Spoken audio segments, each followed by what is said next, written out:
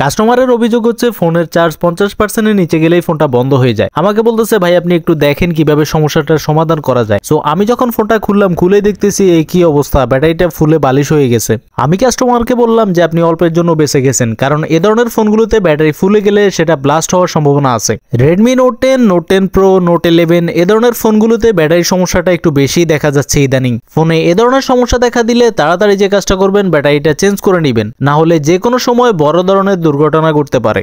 আর আরেকটা কথা হচ্ছে ফোনের ব্যাটারি চেঞ্জ করার সময় অনেকেই কনফিউজড হয়ে যায় যে কোন ব্যাটারিটা লাগাবো। বিশেষ করে আমি আমার কাস্টমারকে যে ব্যাটারিটা সাজেস্ট করি সেটা হচ্ছে লং লাইফের ব্যাটারি। এর আগেও আমি লং লাইফের ব্যাটারি অনেকগুলো ফোনে লাগিয়েছি, সেগুলোতে কিন্তু মোটামুটি ভালোই সার্ভিস দিচ্ছে। সেজন্য আমি এই কাস্টমারকেও বলেছিলাম যে আপনি লং লাইফের একটা ব্যাটারি লাগান, মোটামুটি অনেকদিন টিকতে পারে। এখন অনেকেই বলতে পারেন এটা ফেড ভিডিও, আমি লং লাইফ থেকে টাকা খেয়ে তারপর তাদের গুণগান গাচ্ছি। সম্পূর্ণভাবে ভুল কথা, আমি কারো থেকে কোনো টাকা নিই নাই, এটা সম্পূর্ণভাবে ফ্রি, আমার ব্যক্তিগত ব্যাপার। এবং আমি এই কোম্পানির ব্যাটারিটা লাগিয়ে মোটামুটি ভালো সার্ভিস পাচ্ছি বা কাস্টমার রিভিউও খুব ভালো পাচ্ছি। সো আমি ব্যাটারিটা পুরোপুরিভাবে লাগিয়ে দিয়েছি। এখন আমি যেটা করবো তা হচ্ছে ফোনটাকে আস্তে আস্তে করে ফুললি ফিটিং করে ফেলেছি। অ্যান্ড ফিটিং করে আশা করি আমাদের ব্যাটারির যে সমস্যাটা, মানে 50% আসলে ফোন বন্ধ হয়ে যায়, সে সমস্যাটার সমাধান হয়ে যাবে। যারা আমার ভিডিওগুলো নিয়মিত দেখেন তারা অবশ্যই আমার ভিডিওতে একটা লাইক দিবেন এন্ড ভিডিওটা শেয়ার করে রাখবেন।